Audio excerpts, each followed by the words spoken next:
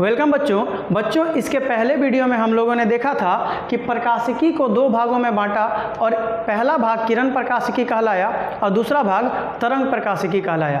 किरण प्रकाशिकी कनिका सिद्धांत पर आधारित था और तरंग प्रकाशिकी तरंग सिद्धांत पर आधारित था। कनिका सिद्धांत को न्यूटन ने दिया और तरंग सिद्धांत को हाइगेंस नामक वैज्ञानिक ने दिया। बच्चों, कनिका सिद्धांत में हम लोगों ने देखा कि न्यूटन साहब ने बोला था कि प्रकाश जो होता है वो सीधी रेखा में गमन करता है, जबकि हाइगेन ने न्यूटन द्वारा कही गई इस बात को पूरे तरह से नकार दिया और उन्होंने कहा कि एकदम गलत बात है, प्रकाश सीधी रेखा में नहीं बल्कि तरंग के रूप में गमन करता है।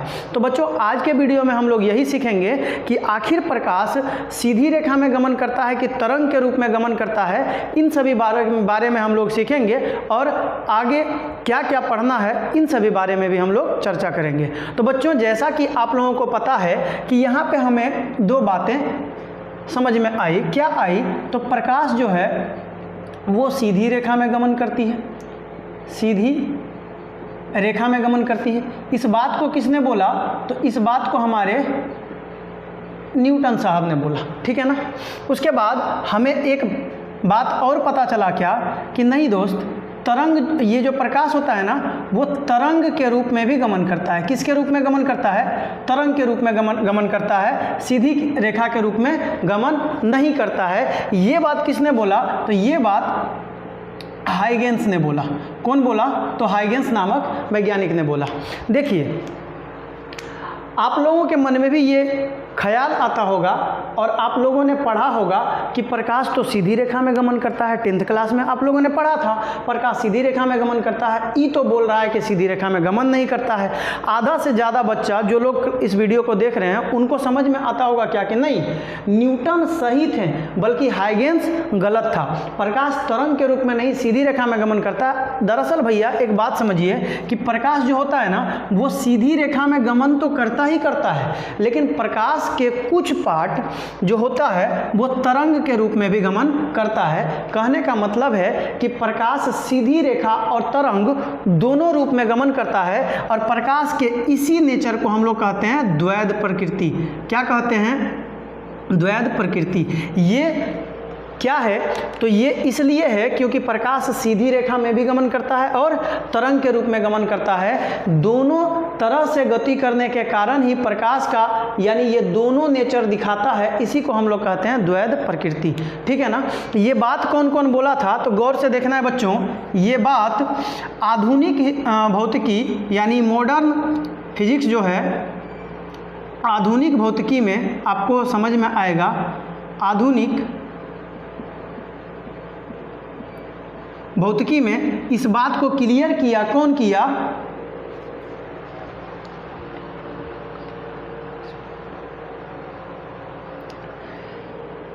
De Broglie. कौन किया बच्चों? डी ब्रोगली और मैक्स प्लांक। क्या नाम है? ये बात आप लोग याद रखिएगा, मैक्स प्लांक। इन दोनों ने बताया कि प्रकाश जो होता है ये सीधी रेखा में गमन करता है और प्रकाश के कुछ पार्ट्स जो होते हैं वो तरंग के रूप में गमन करता है और इसी को हम लोग कहते हैं प्रकाश की द्वैध प्रकृति, ठीक है ना। डी ब्रोगली और मैक्स प्लांक ने बताया। इन दोनों ने एक बात और क्लियर किया। न्यूटन ने जो बोला कि प्रकाश जो होता है वो कण के रूप में बना होता है, इस बात को ये लोग नकार दिए और बोला क्या कि प्रकाश कण के रूप में नहीं बना होता है। प्रकाश जो होता है बाबू वो फोटोन का बना होता है। किसका बना होता है? तो फोटोन का बना होता है। अब ये फोटोन क्या है? तो फोटोन एक मासलेस प्रोडक्ट है। मतलब इसमें जो होता है ना बच्चों, इसमें द्रव्यमान नहीं होता है, द्रव्यमान नहीं होता है। ये जो फोटोन है इसमें द्रव्यमान नहीं होता है। समझ में आया कि नहीं आया? तो आपसे अगर यदि प्रश्न पूछा जाएगा कि प्रकाश किसका बना है, तो कण के रूप में नहीं बना होता है, ये किस रूप में बना होता है? तो ये एक फोटोन के रूप में बना होता है। प्रकाश किसका बना होता है? तो फोटोन का होता है, ठीक है ना बच्चों। चलिए अब हम लोग इसके आगे सीखते हैं।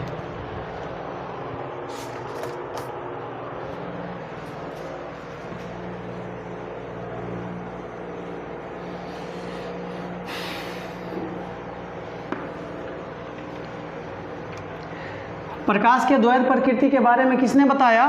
तो प्रकाश के द्वैध प्रकृति के बारे में हमें मैक्स प्लांक और डी ब्रोगली ने बताया। इस बात को आप लोग याद रखिएगा, ठीक है ना। तो चलिए, आप लोगों को पता है कि प्रकाश सीधी रेखा में गमन करता है, इसके कारण इसमें कुछ घटना देखने को मिलती है। कौन कौन सा घटना देखने को मिलता है? तो एक तो हो गया परावर्तन। क्या हो गया? परावर्तन। दूसरा होता है अपवर्तन और तीसरा होता है वर्ण विक्षेपण। तो हम लोग परावर्तन के बारे में सीखेंगे। देखिए परावर्तन क्या होता है बच्चा। परावर्तन के बारे में आप लोग समझिएगा। मान लीजिए ये क्या है, एक सतह है, समतल सतह। कैसा सतह है? तो समतल सतह है, ठीक है ना। इस पर क्या करता है, एक प्रकाश को हम इस तरह से आपतित करवाएं। प्रकाश को क्या करवाएं? हम इस तरह से आपतित करवाएं। जब प्रकाश इस समतल सतह पर आपतित होता है, यानी टकराता है इस सतह से, तो ये प्रकाश ना इसी माध्यम में, मतलब जिस माध्यम से आया है ये उसी माध्यम में चला जाता है। प्रकाश के इस घटना को क्या कहते हैं? प्रकाश का परावर्तन कहते हैं। तो आप लोग अगर डेफिनेशन लिखना चाहते हैं तो लिख सकते हैं, प्रकाश का किसी सतह से टकराकर उसी माध्यम में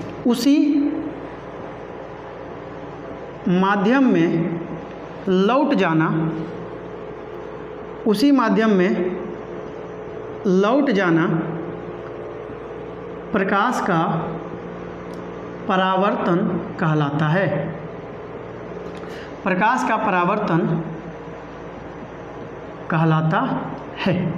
बच्चा ध्यान दीजिएगा, प्रकाश क्या हुआ, इस माध्यम में, मान लीजिए ये जो भी माध्यम है, इस माध्यम से ये प्रकाश आया और यहाँ पे टकराया और टकरा करके इधर ही लौट गया। इसको हम लोग क्या कहते हैं? प्रकाश का परावर्तन। देखिए बच्चा, यहाँ पर आपको क्या दिख रहा है? माध्यम। अगर यहाँ पर हम माध्यम छोड़ करके अगर हम बोल देते हैं उसी पथ पर, तो ये गलत हो जाता। लेकिन देखिए, ये भी प्रश्न पूछता है कि प्रकाश किसी सतह से टकराकर उसी पथ पर लौट जाता है, तो ये कब लौटता है? समझिए, जब ये प्रकाश लंबवत पड़े। लंबवत मतलब समझ में आ रहा है ना, एकदम से लंबवत पड़े, एकदम से 90 डिग्री पर अगर पड़ता तो ये प्रकाश जिधर से आता उधर ही लौट जाता। तो प्रश्न आप लोग इस बात को याद रखिएगा कि प्रकाश जब लंबवत किसी सतह पर पड़ती है तो टकराती है ना, जिस टाइम पर टकराने के बाद उसी पथ पर लौट आती है। कब? तो जब लंबवत पड़े तब। इस बात को भी आप लोग क्या रखिएगा, याद रखिएगा। प्रकाश जब लंबवत पड़ेगा तो उसी पथ पर लौट जाएगा। ऐसे प्रकाश का डेफिनेशन क्या होगा परावर्तन का? तो प्रकाश का किसी सतह से टकराकर उसी माध्यम में लौट जाना प्रकाश का परावर्तन कहलाता है, ठीक है ना। ये बात आप लोग क्या करिएगा, याद रखिएगा। बच्चों ध्यान दीजिएगा, यहाँ पे ये जो प्रकाश आया, जो प्रकाश इधर से आ रही है, इस प्रकाश को हम लोग कहते हैं आपतित किरण। क्या कहते हैं हम लोग? आपतित किरण। याद रखिएगा इसको, आपतित किरण, इसको हम लोग कहते हैं आपतित किरण। और यहाँ से जो इस जगह पर टकराया और टकरा करके ये जो इधर रिटर्न हुआ, इसको हम लोग कहते हैं परावर्तित किरण। इसको हम लोग कहते हैं परावर्तित किरण। आने वाली किरण को कहते हैं आपतित किरण और टकरा करके जाने वाली किरण को हम लोग कहते हैं परावर्तित किरण। Is it clear? चलिए, अब चलिए हम लोग एक चीज़ देखते हैं। इस जगह पर, इस बिंदु पर हम क्या करते हैं? एक लंब डालते हैं। क्या डालते हैं? एक लंब डालते हैं। इस लंब को हम लोग कहते हैं अभिलंब। क्या कहते हैं बच्चों? अभिलंब। इसको हम लोग कहते हैं अभिलंब। देखिए, अब आप लोगों को यहाँ पे एक चीज़ समझ में आएगा, ये जो आपतित किरण है वो भी कहाँ पर है? इसी जगह पर है। ये जो परावर्तित किरण है वो भी कहाँ पर है? इसी बिंदु पर है। और ये जो अभिलंब है ये भी कहाँ पर है? इसी बिंदु पर है। मतलब तीनों का तीनों एक ही बिंदु पर है। आगे हम सिखाएंगे। देखिए, अब ये अभिलंब और ये आपतित किरण, इसके बीच में ये जो जगह बच रहा है ना, ये जगह, यहाँ पर देखिए एक कोण बना। कोण मतलब झुका हुआ है ना, देखिए इस तरह से इस तरह से झुका हुआ है ना, तो यहाँ पर एक एंगल बन रहा है, कोण बन रहा है। इस कोण को हम लोग आई से सूचित करते हैं। भैया आई से सूचित करते हैं तो इसका तो कुछ नाम तो होगा, ये तो संकेत है, इसका नाम तो होगा। हाँ होगा। देखिए, आपतित किरण और अभिलंब के बीच का कोण आपतन कोण कहलाता है। इसका नाम है आपतन कोण। इसका नाम क्या है बच्चों? आपतन कोण। ठीक है ना। अब देखिए यहाँ पर देखिएगा, इस अभिलंब और इस परावर्तित किरण के बीच में जो एंगल बनता है, इसको हम लोग आर से दर्शाते हैं। और इस आर को यानी इस कोण को हम लोग कहते हैं परावर्तन कोण। कौन कहते हैं? परावर्तन कोण। बच्चों ध्यान दीजिए, आपतित किरण और अभिलंब के बीच का कोण आपतन कोण, परावर्तित किरण और अभिलंब के बीच का कोण आपतन कोण, परावर्तन कोण। ये क्या होगा? ये हो जाएगा आपका परावर्तित किरण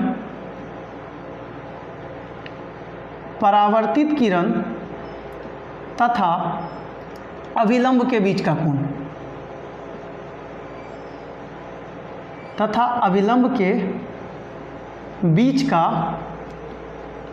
कोण। परावर्तन कोण किसको कहेंगे? तो परावर्तित किरण और अभिलंब के बीच का कोण क्या कहलाता है? परावर्तन कोण। और इसको भी क्या करिएगा? आपतित किरण और अभिलंब के बीच का कोण आपतन कोण कहलाता है। समझिए बच्चों, तो क्या बोल रहे थे हम? ये आपतित किरण और अभिलंब के बीच का कोण आपतन कोण, और अभिलंब और परावर्तित किरण के बीच का कोण परावर्तन कोण। यहाँ तक आप लोगों को क्लियर है? तो चलिए हम लोग इसके आगे बढ़ते हैं। बच्चों हम लोग इसके आगे बढ़ते हैं, ठीक है।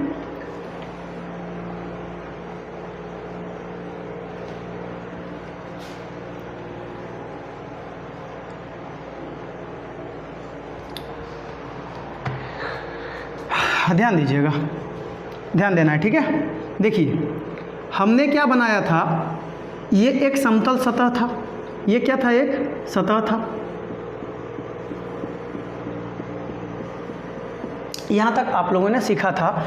इस सतह पर क्या किए? एक प्रकाश को इस तरह से आपतित करवाएं और ये प्रकाश यहाँ से टकराया और इस बिंदु से इस माध्यम में चल गया। इस घटना को हम लोग कहते हैं परावर्तन, ठीक है ना। हम क्या किए? इस बिंदु पर एक अभिलंब खींचे। इस बिंदु पर हम क्या खींचे? एक अभिलंब खींचे।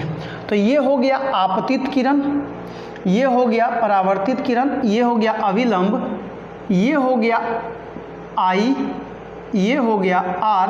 हम लिख ही देते हैं, ये हो गया परावर्तित किरण,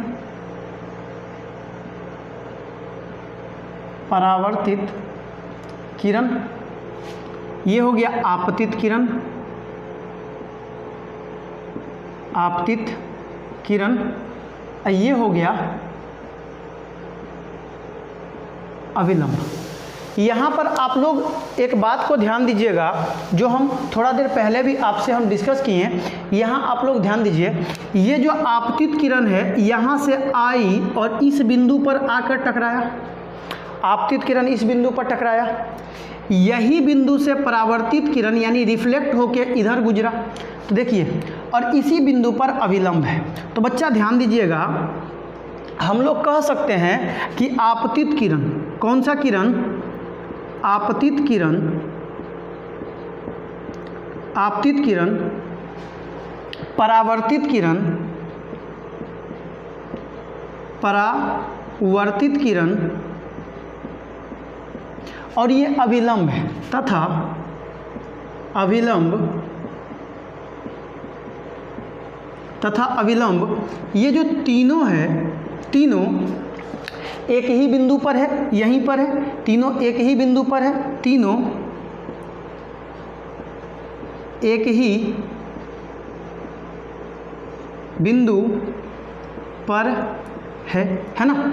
तो ये है बच्चा, आप समझिएगा, आपतित किरण, परावर्तित किरण और ये जो अभिलंब है, ये तीनों कहाँ पर है? तो एक ही बिंदु पर है। इसको हम लोग कहते हैं परावर्तन का पहला नियम। परावर्तन का नियम हम पढ़ा रहे हैं, आप लोग ध्यान दीजिएगा। परावर्तन का नियम, परावर्तन का नियम। देखिए परावर्तन का पहला नियम कहता है कि आपतित किरण जो होगा और जो परावर्तित किरण होगा और ये जो अभिलंब जो हम लोग डालेंगे ये तीनों एक ही बिंदु पर होगा, जैसा कि आपको यहाँ पे दिख रहा होगा। ये तीनों कहाँ पर है? एक ही बिंदु पर है। ये है आपका परावर्तन का पहला नियम। और परावर्तन का ये जो दूसरा नियम है ये आपतन कोण, क्या है बच्चा? आपतन कोण। आपतन कोण ये बराबर होगा किसका? परावर्तन कोण का। परावर्तन कोण का।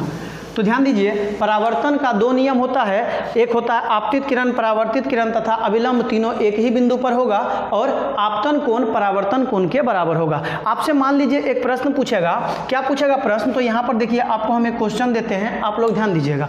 बोलेगा क्या कि कोई किरण जो है वो अभिलंब के साथ, कोई आपतित किरण वो अभिलंब के साथ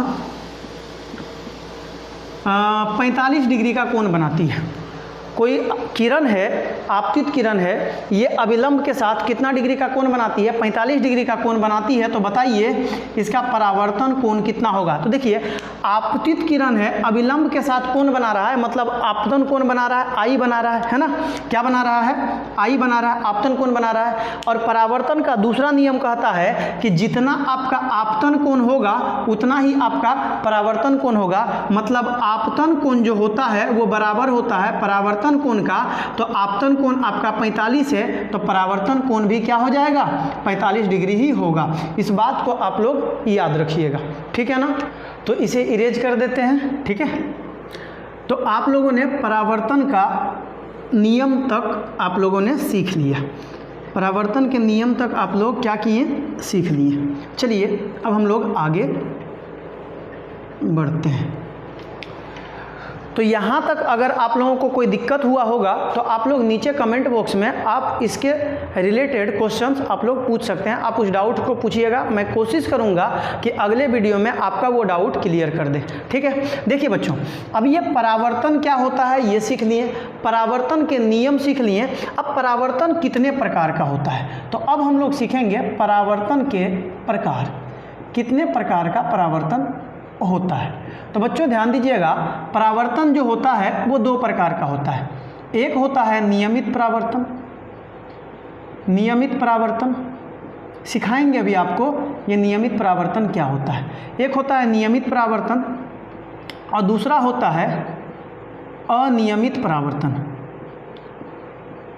अनियमित परावर्तन, देखिए बच्चों ये नियमित परावर्तन किसको कहते हैं और अनियमित परावर्तन किसको कहते हैं, आइए हम सिखाते हैं। देखिए नियमित परावर्तन पहले होगा किसमें? तो नियमित परावर्तन या तो दर्पण में होगा, ध्यान दीजिए दर्पण, और कोई समतल सतह है, समतल सतह है, इसमें क्या होता है? नियमित परावर्तन होता है। और अनियमित परावर्तन किसमें होता है? तो कोई ऊबड़ खाबड़ अगर कुछ सतह मिल जाए, ऊबड़ खाबड़, तो इसमें आपको अनियमित परावर्तन देखने को मिलेगा। जैसे समझिए ये एक समतल सतह है या दर्पण है, कुछ भी मानना है आप मान सकते हैं, है ना?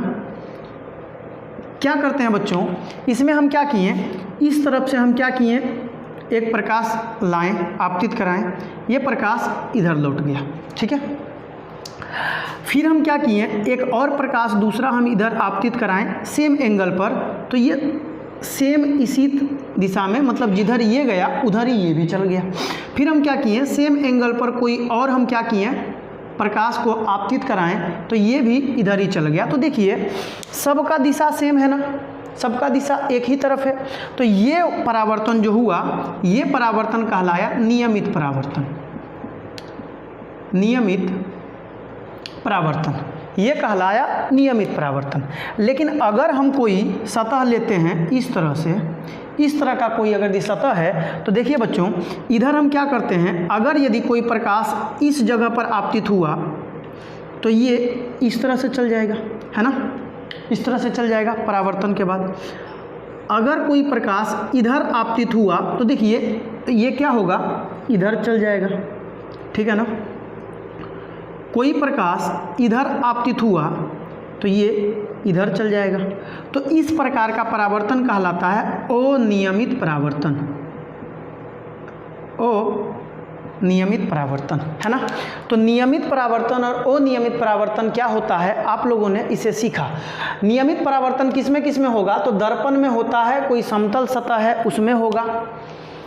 अनियमित परावर्तन कोई उबड़ खाबड़ जगह है उसमें आपका अनियमित परावर्तन होता है। नियमित परावर्तन देखिए आपतित हुआ, सेम एंगल पर अगर कराते हैं तो सबका दिशा सेम होगा, लेकिन अगर हम सेम एंगल का अगर इस उबड़ खाबड़ वाले जगह पर हम क्या कराएं, आपतित कराएं, तो इसका दिशा क्या होगा, बदल जाएगा। तो नियमित अनियमित आप लोग समझ गया। तो इसे अब हम लोग क्या करते हैं, इरेज करते हैं।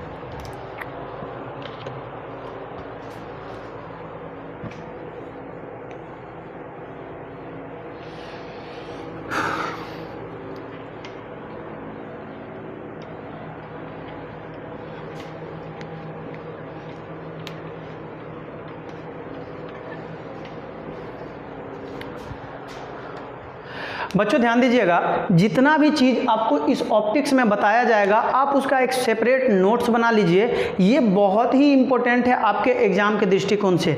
आप इसके बिना एग्जाम में अच्छा स्कोर नहीं कर सकते हैं, ये बात आप लोग गांठ बांध करके रखिए। समझ में आया ना। ऑप्टिक्स को जितना बेहतर से बेहतर हो सके आप लोग पढ़ लीजिए। ये आसान भी होता है और आपका स्कोरिंग सब्जेक्ट यानी स्कोरिंग चैप्टर भी होता है, ठीक है ना। तो बच्चों अब हम लोग क्या क्या सीखें, हम लोग परावर्तन सीखें, हम लोग परावर्तन के नियम सीखें, हम लोग कितने प्रकार का परावर्तन होता है, नियमित अनियमित परावर्तन को हम लोगों ने क्या किया, सीख लिया। अब हम लोग प्रतिबिंब के बारे में सीखेंगे। प्रतिबिंब,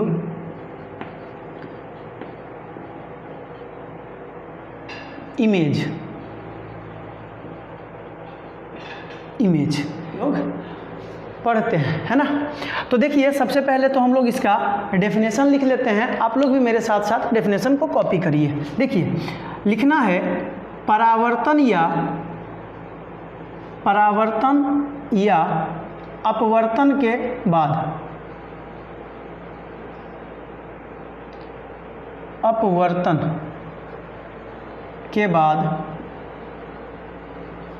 के बाद दो या दो से अधिक प्रकाश की किरणें, या प्रकाश ही हम लिख देते हैं, दो या दो से अधिक लिख देते हैं, प्रकाश की किरणें किसी बिंदु पर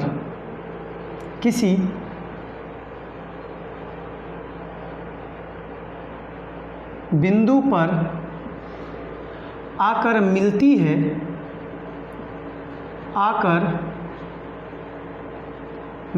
है, या मिलती हुई प्रतीत होती है, या मिलती हुई प्रतीत होती है, इसे ही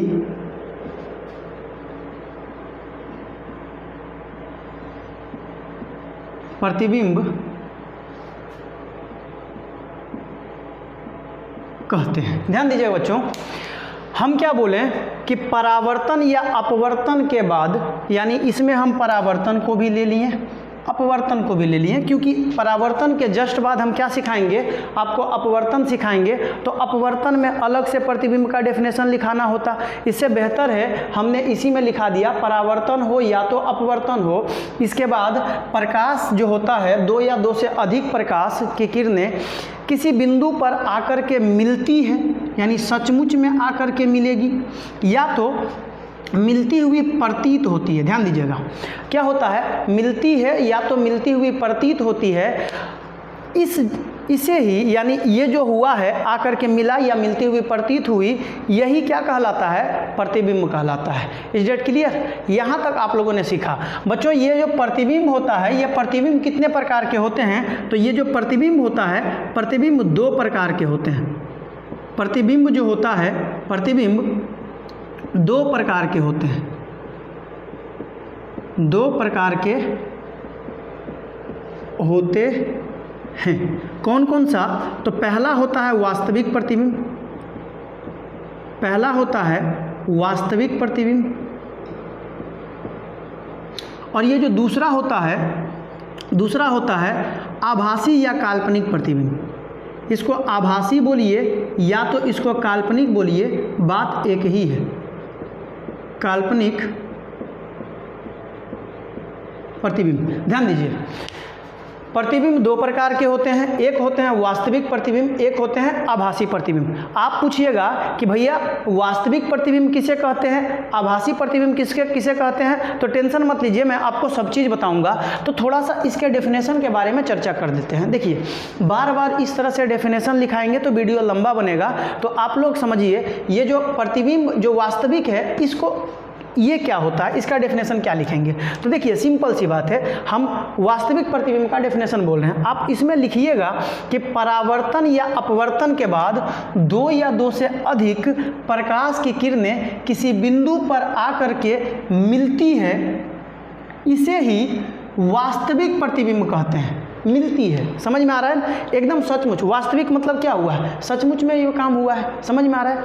अब आभासी प्रतिबिंब में किसे बोलेंगे, तो आभासी प्रतिबिंब में सेम लिखेंगे, लेकिन ये आकर के मिलती है नहीं लिखेंगे, मिलती हुई प्रतीत होती है। समझ में आ रहा है कि नहीं आ रहा है। तो प्रतीत हम किस में लगाएं, ऐसा हम लोग कल्पना करते हैं कि प्रतीत हुआ है। समझ में आ रहा है कि नहीं आ रहा है, इसको हम लोग काल्पनिक कहते हैं। एक बात बताइए, आप देखते होंगे कि हमारा पृथ्वी है और जो आसमान है, आप कोई खाली स्थान पे चले जाइए, आपको लगेगा क्या कि पृथ्वी और आसमान का मिलन हो रहा है, लग रहा है कि दोनों एक जगह पे आकर के मिल रहा है। क्या सचमुच में मिलता है? ऐसा मिलता नहीं है। ये क्या होता है, एक काल्पनिक ऐसा आभास होता है कि मिल रहा है। आप उस जगह जाइएगा, लगेगा कुछ दूर आगे जा कर के मिल रहा है, फिर आगे चलिए, फिर आगे चलिए, ऐसा आपको कहीं नहीं मिलेगा कि पृथ्वी और आसमान जो होता है एक जगह पर आकर के मिलता है। तो समझे, वास्तविक प्रतिबिंब में मिलेगा सचमुच में, काल्पनिक प्रतिबिंब में प्रतीत होगा। तो अब हम लोग सेपरेट करके वास्तविक और आभासी प्रतिबिंब को हम लोग पढ़ते हैं। इरेज कर देते हैं अब इसको।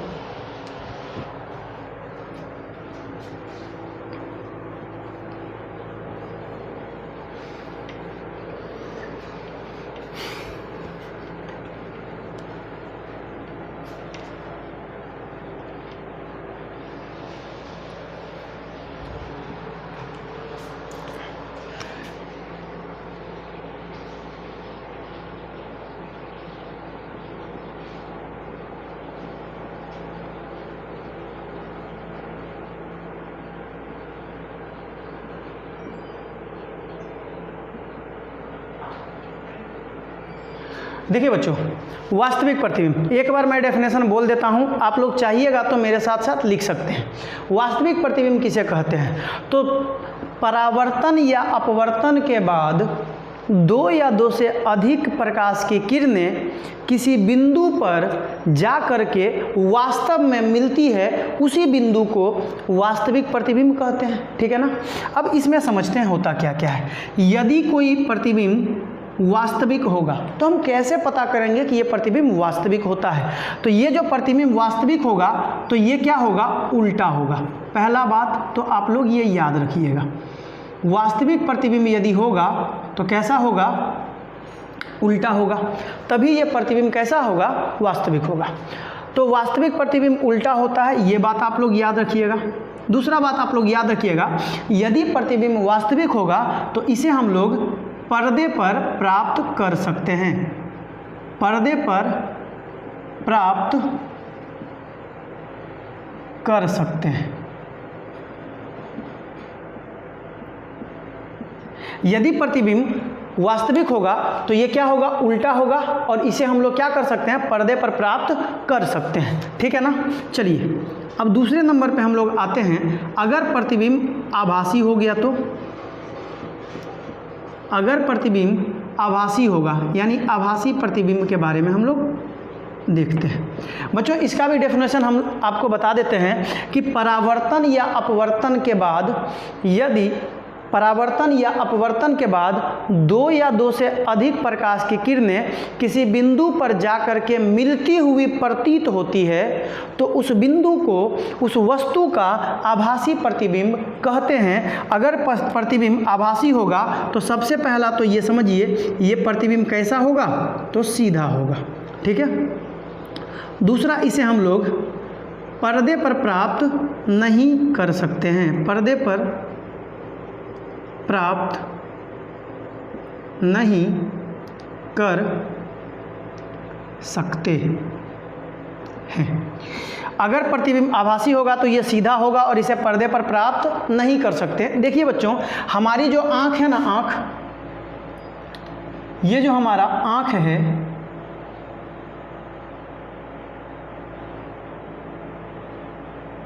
ये जो हमारा आँख है, ये आँख में जो होता है ना, प्रतिबिंब कैसा बनता है, तो वास्तविक बनता है। कैसा बनता है? वास्तविक बनता है। अगर ये वास्तविक बनेगा तो आप लोग जानिए, वास्तविक प्रतिबिंब बनेगा तो देखिए, वास्तविक प्रतिबिंब कैसा होता है? उल्टा होता है। कैसा होता है? उल्टा होता है। तो हम लोग जो देखते हैं, यानी आप इस मोबाइल स्क्रीन को देख रहे हैं ना, तो मोबाइल आपको कैसा दिख रहा होगा? उल्टा दिख रहा होगा, लेकिन हमारा ब्रेन जो है ये उसको सीधा करके दिखाता है। समझ में आया? जैसे देखिए, हम किसी चीज़ को देखते हैं तो वो उल्टा दिखता है। जैसे समझिए, ये क्या है? एक मुनिया है। क्या है? मुनिया। ऐसे चोटी बना देते हैं इसका, छोटी सी बच्ची है। ये क्या है? एक बच्ची है, ठीक है ना? कितनी प्यारी बच्ची है, आप लोगों का ही है। समझ में आ रहा है ना? ये कितनी प्यारी बच्ची है बउआ, है ना? ये बच्ची को क्या करें, हम इस तरह से देख रहे हैं, ठीक है ना? तो हमारा आँख जो है कैसा प्रतिबिंब बनाया? वास्तविक बनाया। और जब वास्तविक बनाया तो ये उल्टा होगा। तो ये बच्ची तो सीधा है, लेकिन हमें ये दिखेगी कैसे? तो हमें ये उल्टा दिखेगी, इस तरह से। हमें ये बच्ची, इसका सिर जो है ना, इसका सिर नीचे इस तरह से दिखेगा।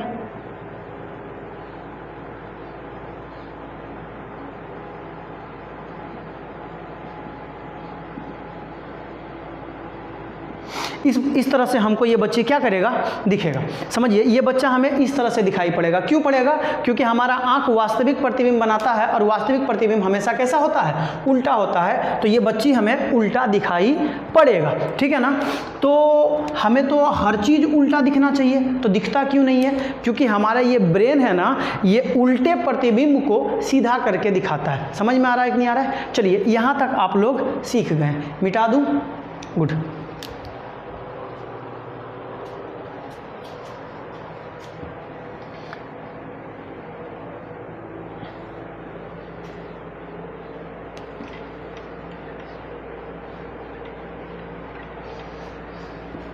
आप लोगों का बच्ची है ना, इसको मिटाने में बड़ा मोह माया आ रहा है, लेकिन फिर भी क्या करें, पढ़ाना है तो दिल पे पत्थर रख के इसे भी मिटा दिया जाए, है ना? चलिए, अब हम लोग आगे बढ़ते हैं बच्चों। अब हम लोग पढ़ेंगे दर्पण के बारे में। ये एक दर्पण क्या होता है, हम लोग अब दर्पण के बारे में पढ़ेंगे। हम लोग किसके बारे में पढ़ेंगे बच्चों? दर्पण के बारे में। देखिए, दर्पण का अलग अलग परिभाषा अलग अलग तरह से आपको लोग बोलेंगे, लेकिन हम आपको क्या बताते हैं, ध्यान दीजिएगा। दर्पण एक ऐसा माध्यम होता है, एक ऐसा माध्यम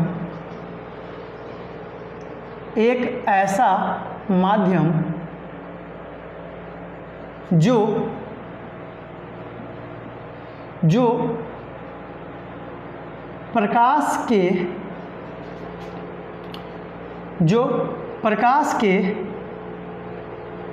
पूर्ण मात्रा, या तो पूर्ण प्रकाश को बोल देते हैं, जो पूर्ण प्रकाश को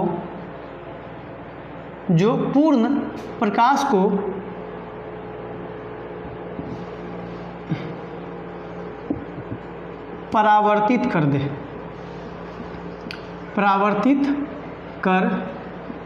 दे, उसी को हम लोग क्या कहेंगे?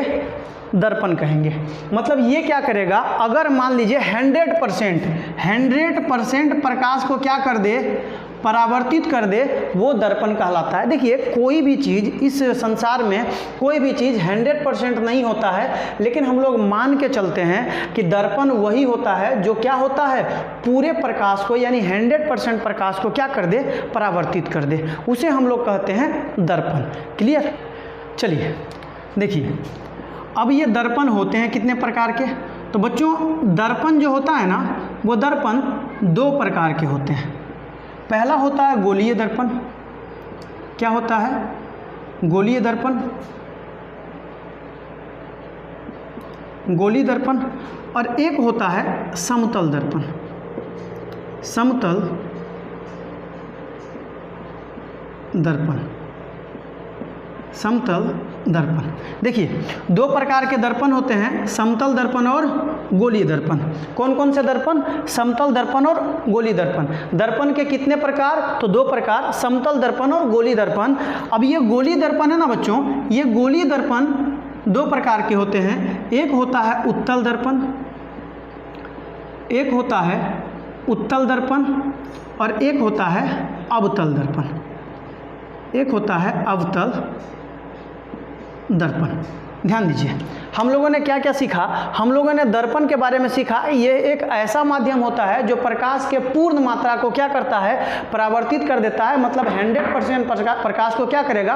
परावर्तित कर देगा। अब ये दर्पण कितने प्रकार के होते हैं? तो मेनली दर्पण दो प्रकार के होते हैं। कौन कौन सा? तो समतल दर्पण और गोलीय दर्पण। और ये गोलीय दर्पण फिर दो प्रकार का होता है, एक होता है उत्तल दर्पण और एक होता है अवतल दर्पण।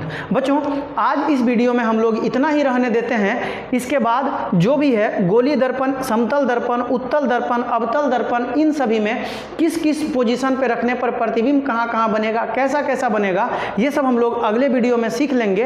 तो अभी के लिए हम लोग इतना ही रख देते हैं, नहीं तो वीडियो बहुत लंबा बन जाएगा। बच्चों अगर भी आपको ये वीडियो हेल्पफुल लग रहा है तो आप लोग अधिक से अधिक बच्चों को हमारे साथ जोड़िए और इस परिवार का हिस्सा बनने का उन्हें भी मौका दीजिए। चलिए बच्चों, मिलते हैं हम लोग अगले वीडियो में। तब तक के लिए टाटा बाय बाय।